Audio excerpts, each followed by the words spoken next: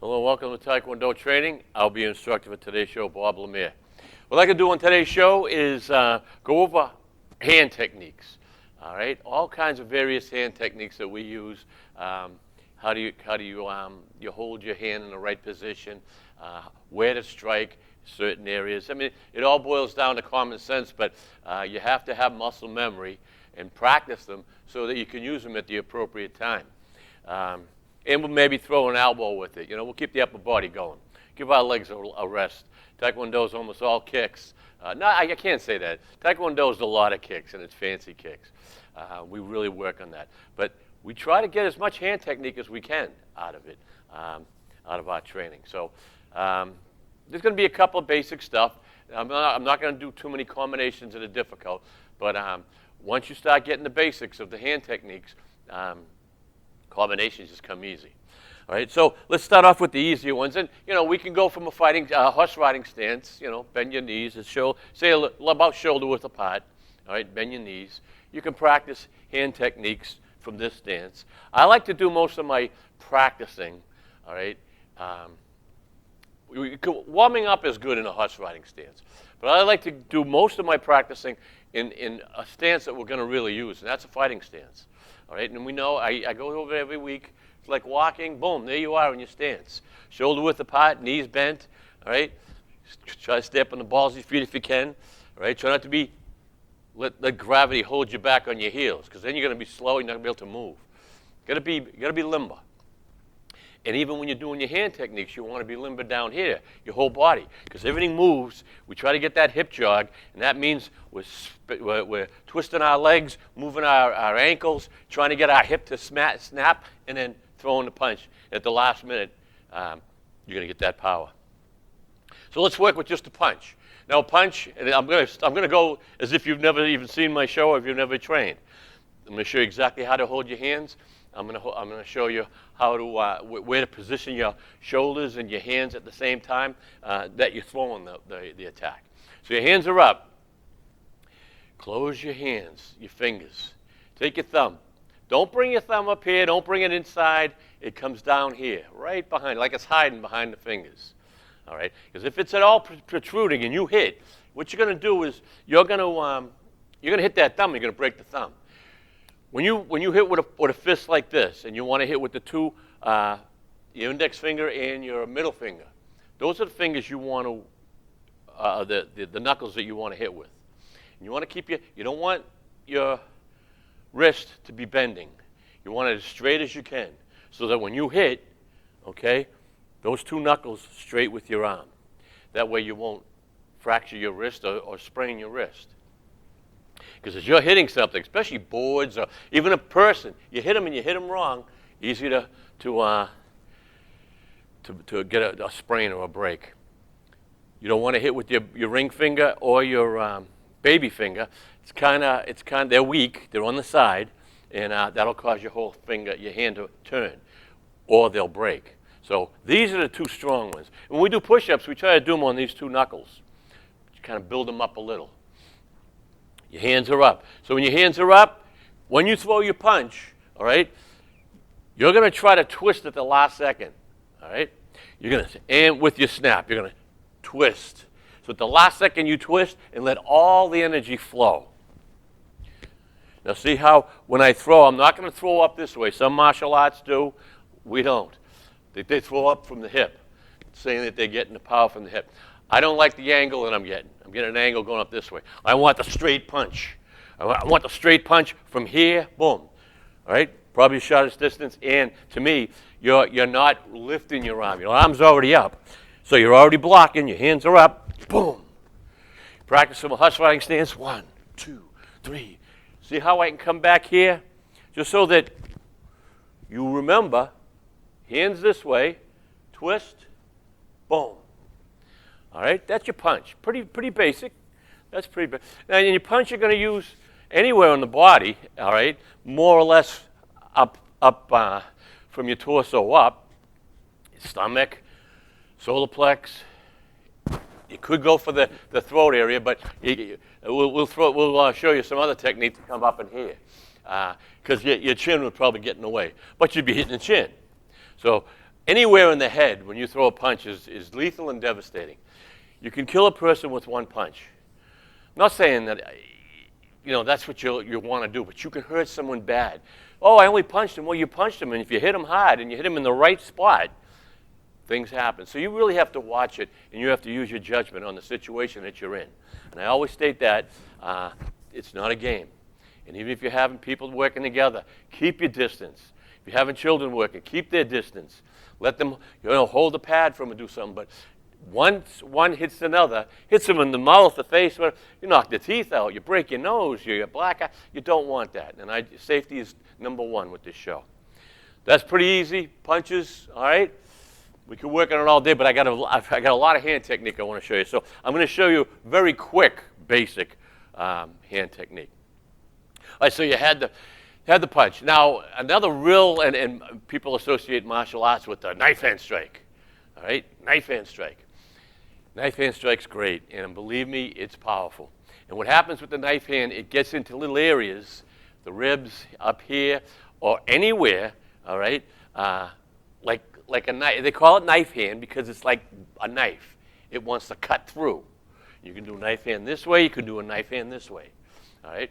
Knife hand's good for the side, knife hand's good for the back. Your hands, bring your fingers tight. Bend your middle finger, and all the other fingers will bend just slightly.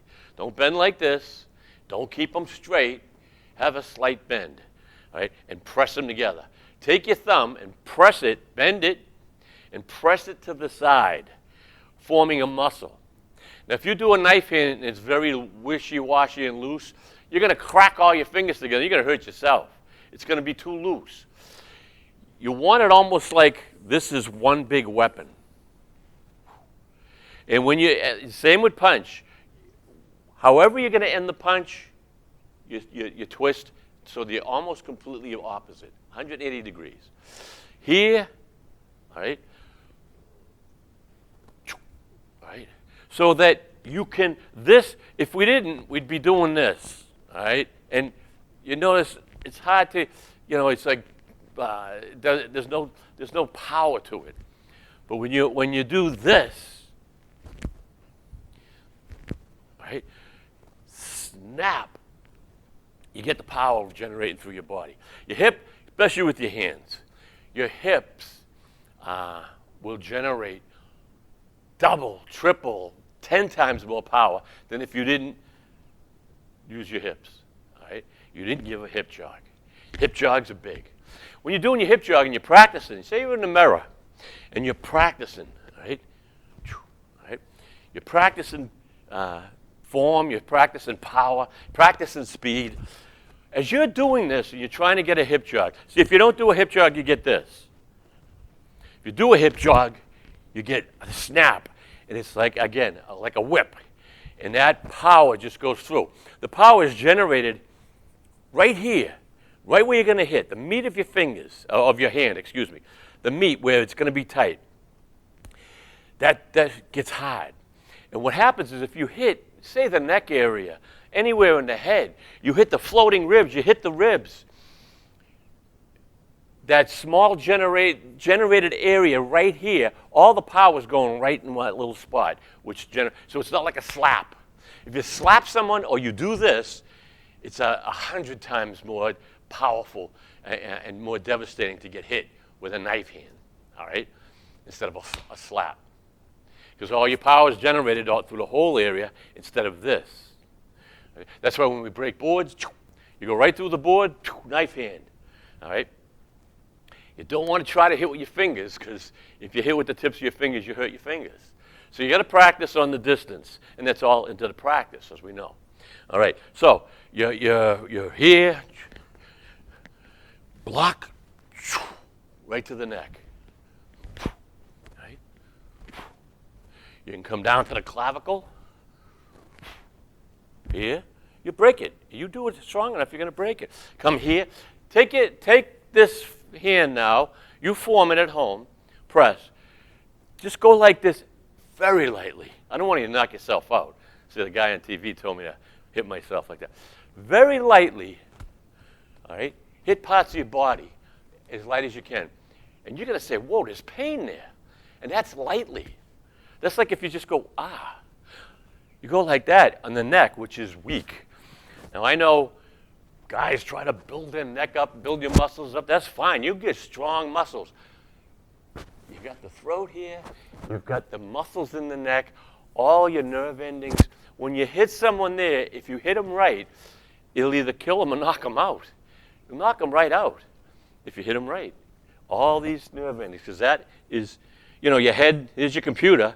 All right, you just cut off some parts of the computer and everything just falls apart. All right? Layman's terms. I'm just trying to make it so you understand what I'm talking about. Stop this area, and the rest of the area falls apart.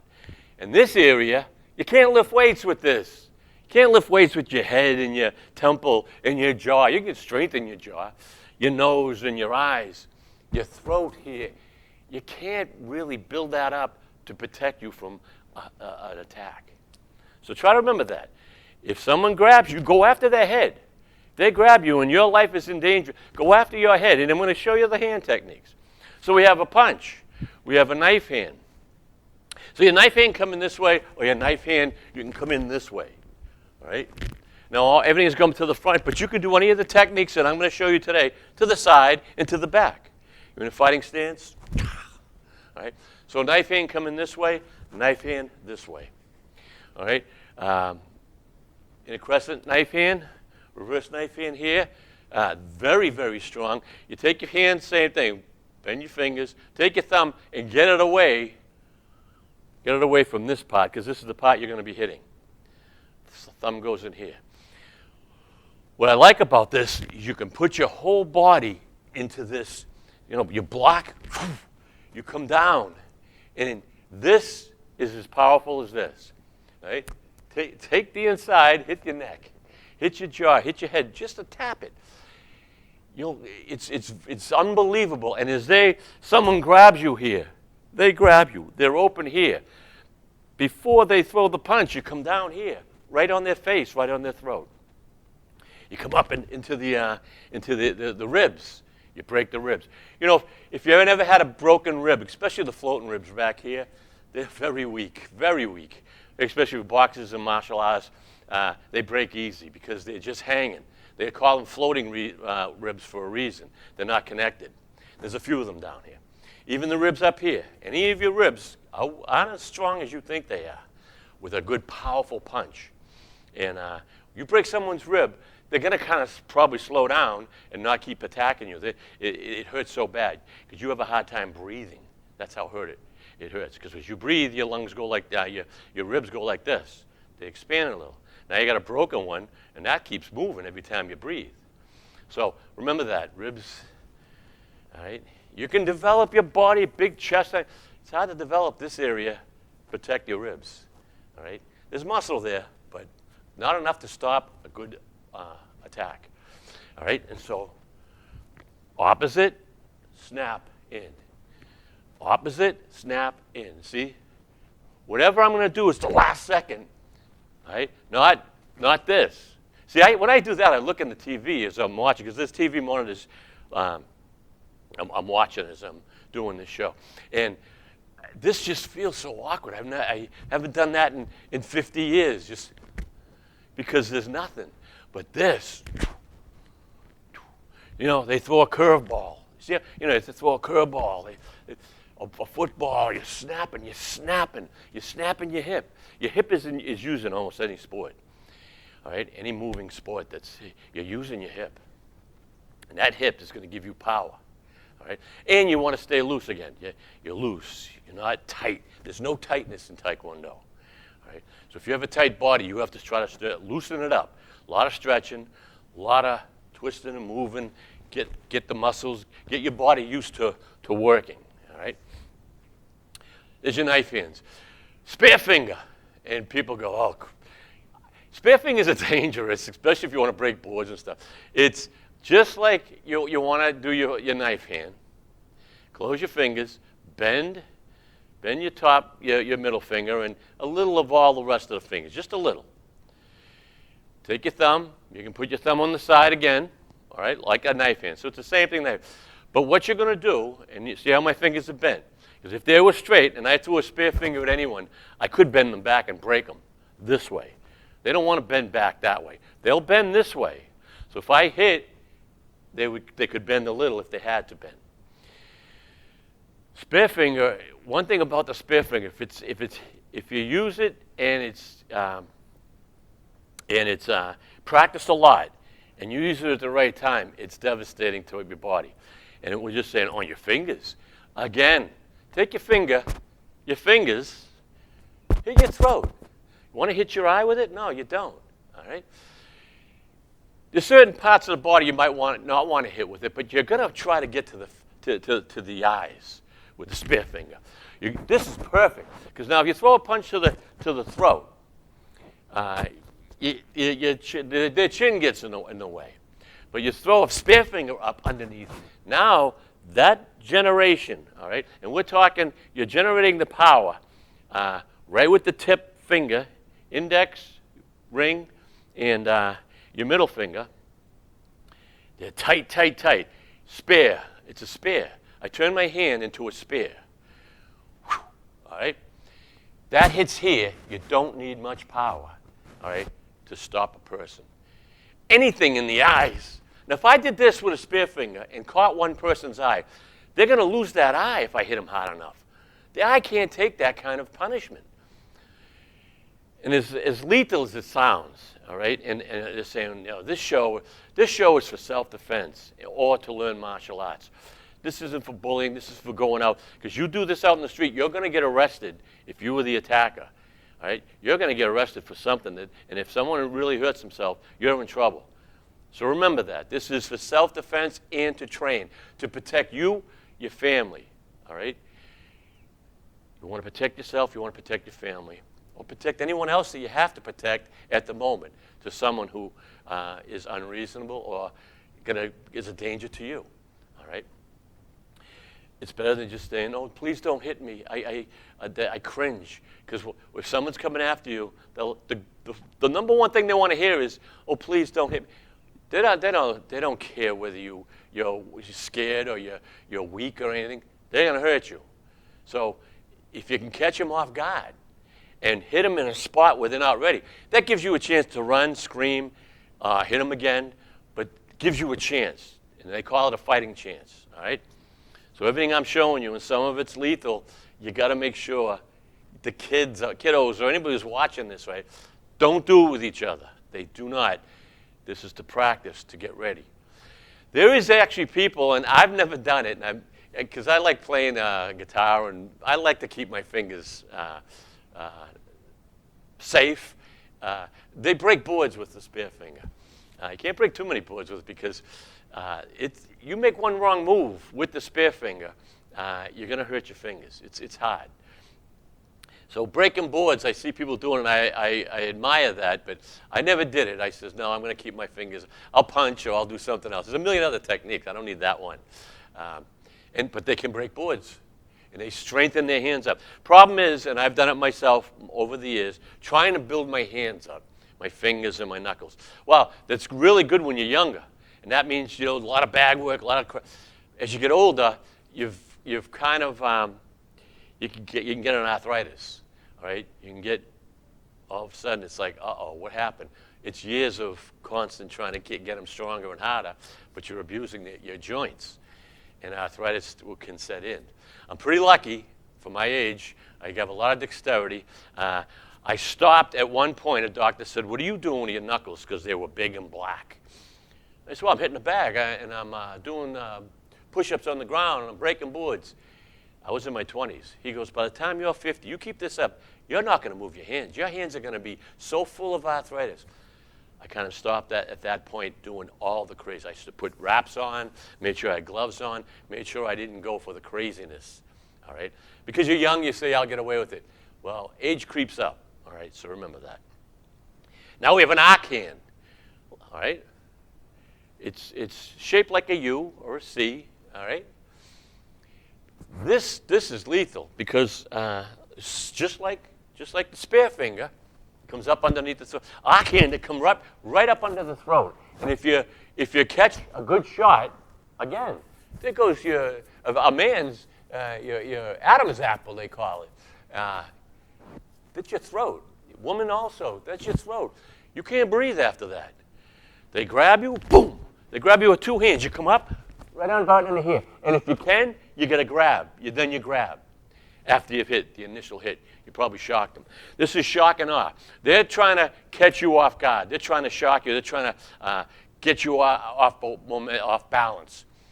The minute that happens, and if you're fast enough, you get them off balance because they're not ready. And if you've done any practicing, you have one advantage. Now, if they have a knife or a gun, then that's a whole different situation. You have to, you don't play with it. If someone's got a gun, you really got to figure out what you got to do. I'm not saying going after them or anything. Knife, it's a different situation for a martial artist. For yourself, you have to think about it. But if there's no weapons, do whatever you can to get away from someone trying to grab you and saying, you're coming with me, especially women and children. Scream to the top of your lungs. Kick, bite, do whatever you have to do, and know where the vulnerable areas are on any man. Okay? Know where those areas are. And they're right from down to your ankles, your joints, your knee, your groin, your solar plexus, stomach, your ribs. Look at our body's full of potential spots, all right, no matter who you hit, and I don't care how big they are. I could have a guy 7 feet tall, 500 pounds full of muscle, just a mammoth of a man, all right? If I get him down here in the knee, right here, which he cannot build that up, he can build the muscles around him up, and I get a right shot, very little power. Now his heavy body is just going to crumble. So there's vulnerable spots in our whole body. That's why the hands, go for the head if you can. It's very vulnerable. Back fist. All right? Back fist. You start the back fist, you're up here. Start the back fist here and snap here. You snap. You snap. And you hit with the two knuckles again, as you would with a punch. You hold it like you would with a punch. Back fists are powerful. All right? Someone's coming to the side, grab it, bah! See how I keep my arm? And I'm trying to keep a level plane here. I'm not coming up, as I say. Back fist, you can come down. All right, downward back fist here to the bridge of the nose or the head, clavicle. Back fist to the side. You hit the temple area. It's very weak. And this can knock you out very quickly. The nose, the eyes. You hit anywhere with a back fist. Back fists are powerful. They're great for breaking boards at tournaments and for scoring points at tournaments. You can, and a lot of these, everything I showed you tonight, all right, you can use almost in a complete 360 circle here, all right? All right, do a back fist and spin. I can almost spin completely around. Or I can just spin back fist, catch him off guard, spinning around. Okay, back fist is pretty easy. And again, any attack that your final motion is here, have it opposite until you get there. And go in the mirror and work this. See my ankles, my feet? It's almost like a golfer. See, a golfer has to be, I always bring up golf. I love golf, so Taekwondo and golf to me are one. Not that I'm a good golfer, believe me, but I see the similarities.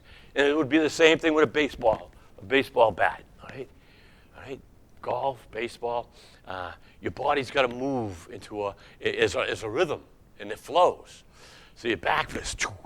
Now, as you practice this back fist, see I try to snap and let my body flow with it. All right? You do that in the mirror, you're going to develop a good core here. It's like doing sit-ups. We used to do so many with Grandmaster Lee, and all of a sudden you get that runner's pain. That, runners know what I'm talking about.